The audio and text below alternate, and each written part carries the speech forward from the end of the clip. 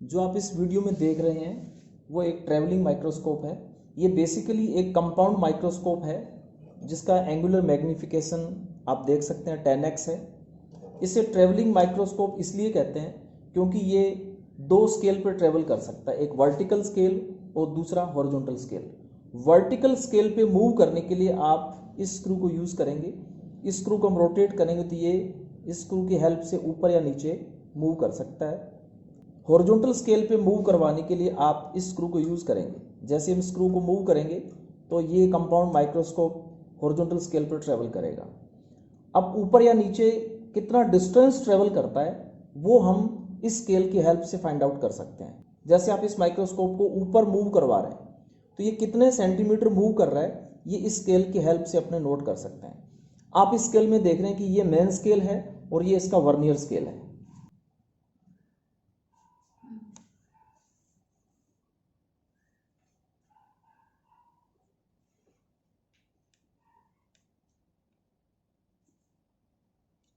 तो आप यहाँ देखिए, इसमें ये जो स्केल आपको दिख रहा है ये वाला, ये मेन स्केल है 0 to 1।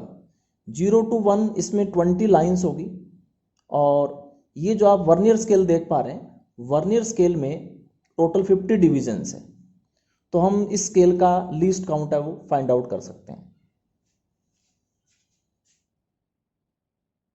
सिमिलरली अगर आप इस माइक्रोस्कोप को हॉरिजॉन्टल स्केल पे मूव करते हैं तो आप देखेंगे यहाँ पे नीचे ये एक हॉरिजॉन्टल स्केल है जिसमें ये मेन स्केल है और मेन स्केल में 1 सेंटीमीटर तक 20 डिविजन्स है। और ये जो स्ट्रिप आप देख रहे हैं ये वर्नियर स्केल है जिसमें टोटल 50 डिविजन्स है। वर्नियर स्केल की रीडिंग के लिए अपने एक सिंपल कॉन्वेक्स लेंस यूज़ करते हैं। इस कॉन्वेक्स लेंस को यहाँ पे अपने इंस्टॉल करके और कोइंसाइडिंग जो लाइन है वो अपने इजीली रीड कर सकते हैं। इसी टाइप से अगर वर्टिकल स्केल पे अगर आपको कोइंसाइडिंग डिवीजन वर्नियर स्केल पे देखना हो तो इसी सिंपल माइक्रोस्कोप या कॉन्वेक्स लेंस को हम यहाँ इंस्टॉल करके और इसकी रीडिंग देख सकते हैं। तो आप देख रहे हैं कि ये एक सिंपल माइक्रोस्कोप है। इसको लगाने से पहले अगर आप देखते हैं तो इसमें आप इसकी रीडिंग नहीं देख पा रहे हैं, पर जैसे ही हम इसको स्केल के ऊपर लाते हैं तो हम देखते हैं कि हम इजीली इस स्केल में हम कोइंसाइडिंग डिजिट है वो इजीली देख सकते हैं। अब हम वर्नियर स्केल का लीस्ट काउंट फाइंड आउट करते हैं। तो लीस्ट काउंट फाइंड आउट करने के लिए आप लीस्ट काउंट कैसे फाइंड आउट करेंगे? सबसे पहले देखिए length of 1 division on main scale. तो आप इसमें देख सकते हैं ये मेन स्केल है, जो वर्टिकल स्ट्रिप जो आपको दिख रही है।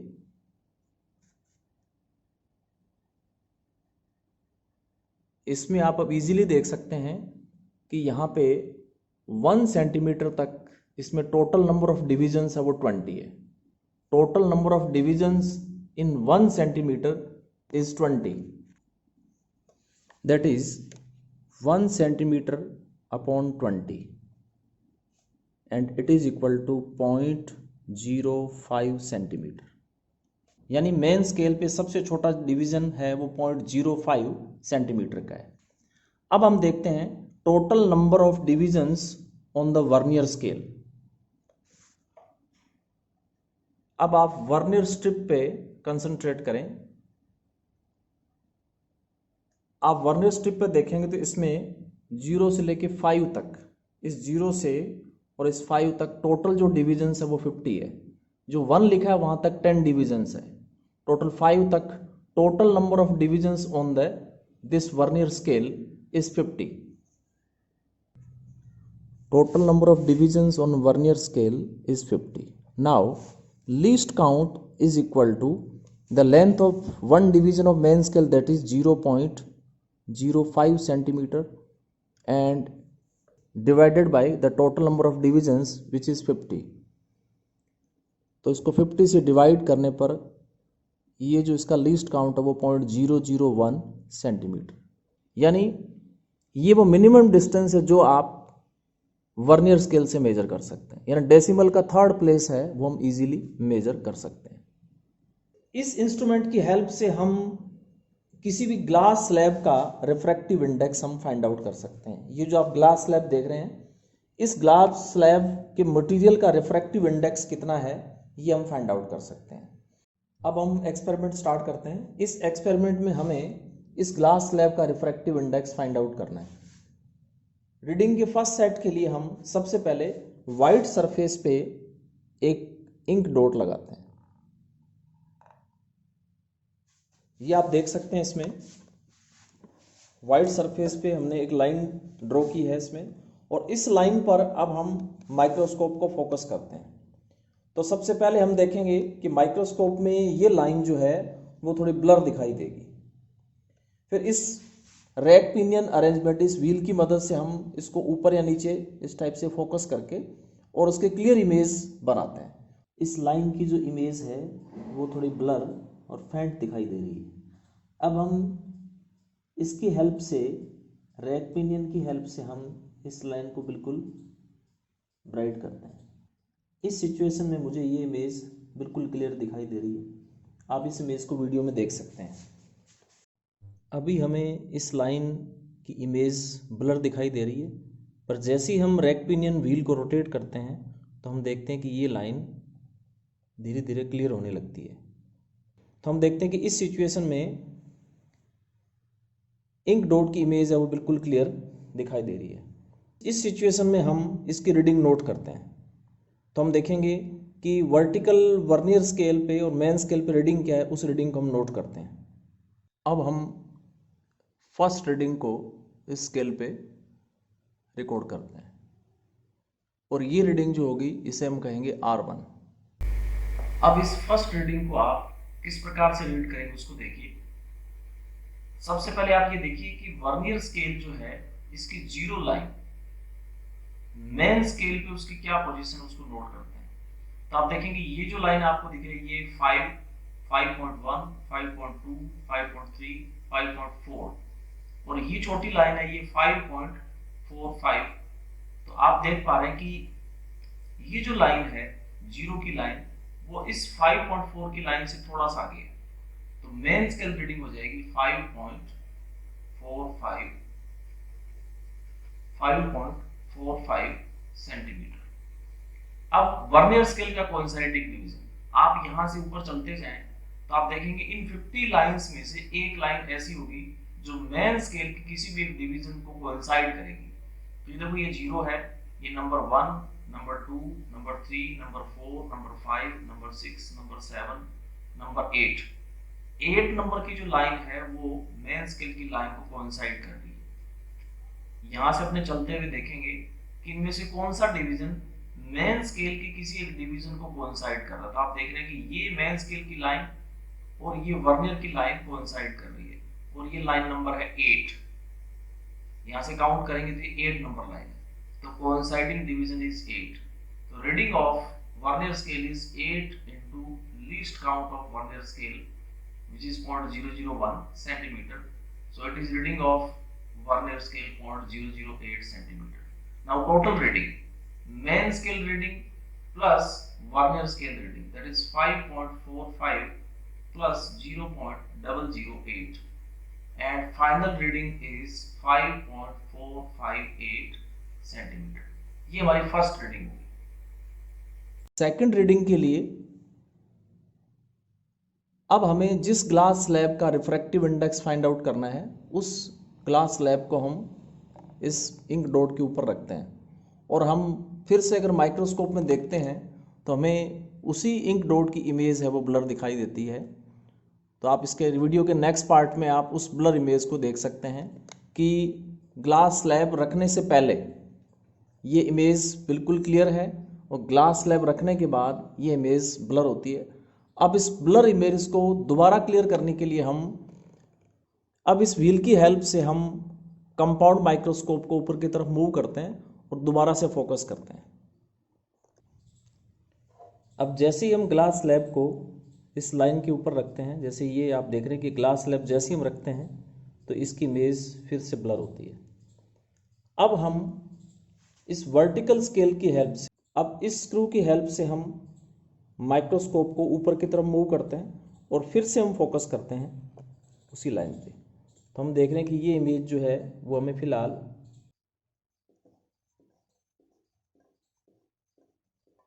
जैसे जैसे हम व्हील को रोटेट करेंगे इमेज क्लियर होती जाएगी।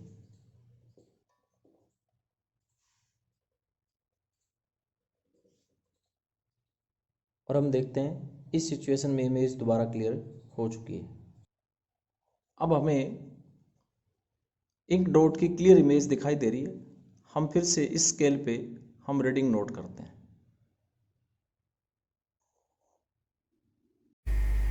इस रीडिंग को भी हम उसी प्रकार से रीड करेंगे। आपने देखा था फर्स्ट रीडिंग में ये जीरो की जो लाइन है वो यहाँ 5.45 के नज़दीक यहाँ थी। दोबारा फोकस करने पर जीरो की लाइन आप देख रहे हैं ऊपर की तरफ शिफ्ट हो रही है। और आप देखिए यहाँ पे जीरो की लाइन, ये जो लाइन आपको यहाँ दिख रही है 6.05, इससे थोड़ा सा आगे है। तो main scale reading is 6.05 centimetre. अब आप कोइंसाइडिंग डिवीजन देखिए, यहाँ से अपने ऊपर चलेंगे तो यहाँ तक 10 लाइन होगी। और ये जो लाइन नंबर 15 है, ये मेन स्केल की जो ये लाइन, इस लाइन को कोइंसाइड कर रही है। ये दोनों लाइन यानी 15 नंबर जो लाइन है वो कोइंसाइडिंग डिवीजन है। और आप इसको लीस्ट काउंट से 15 into 0.001 means 0.015 centimetre. And total reading 6.05 main scale और प्लस वर्नियर 0.015। तो total reading is 0.65 centimetre. It is the final reading of the second set. अब हम इस इंक डॉट को वाइट सरफेस से हटा देते हैं और ये इंक डॉट हम इस सरफेस के ऊपर लगाते हैं। और अब हम माइक्रोस्कोप को इस लाइन पर फोकस करते हैं। फोकस करने के बाद फिर से हम रीडिंग नोट करेंगे। वो रीडिंग हमारी होगी R3। इस सिचुएशन में हमें इंक डॉट की इमेज ब्लर दिखाई दे रही है। फिर से हम इसी स्क्रू के हेल्प से, इस स्क्रू से हम नहीं करेंगे, इस स्क्रू की हेल्प से हम फिर इसको ऊपर की तरफ रोटेट करके और फिर से हम फोकस करते हैं। और अभी ये इमेज ब्लर है और जैसे मैं इसको ऊपर मूव करता हूँ तो मुझे उसकी इमेज है वो क्लियर दिखाई देती है। तो देखिए इस सिचुएशन में इमेज को बिल्कुल क्लियर देख पा रहा हूँ। और फिर से हम अब इस रीडिंग को नोट करते हैं वर्नियर स्केल पे। इस सिचुएशन में हमें इमेज ब्लर दिखाई दे रही है और अब हम इस इमेज को क्लियर इमेज में कन्वर्ट करते हैं। जैसे जैसे हम स्क्रू को रोटेट करते जाएंगे और माइक्रोस्कोप ऊपर की तरफ मूव करेगा तो आप देख पा रहे हैं कि यही इमेज है वो क्लियर इमेज आपको दिखाई दे रही है। अब हम वर्नियर स्केल पर रीडिंग नोट करते हैं। अब माइक्रोस्कोप इंक डॉट की तीसरी सिचुएशन के लिए फोकस हो चुका है। अब हम वर्नियर स्केल पे इस रीडिंग को नोट करते हैं। अब आप थर्ड रीडिंग के लिए देखिए, वर्नियर स्केल की जीरो लाइन की पोजीशन आप मेन स्केल पे देखिए क्या है। तो आप देख रहे हैं ये 7 है, 7.1, 7.2, 7.25। Main scale reading is 7.25 centimetre. और अब आप देखिए वर्नियर स्केल पे इनमें से कोई भी एक डिवीजन मेन स्केल से कोइंसाइड करेगा। अगर आप केयरफुली जीरो की लाइन से ऊपर की तरफ चलेंगे तो हम देख पा रहे हैं, आप ये देखिए ये जो लाइन है 48 नंबर की लाइन, ये वाली 48 नंबर की जो लाइन है वो इस लाइन से कोइंसाइड कर रही है मेन स्केल से। तो कोइंसाइडिंग डिवीजन हमारा होगा 48 and 48 multiplied by least count and it becomes 0.48 centimeter. Third reading is R3, 7.25 main scale plus 0.048 vernier scale and total reading is 7.298 centimeter and it is final third reading. अब इन readings को हम observation table में एक साथ note करते हैं।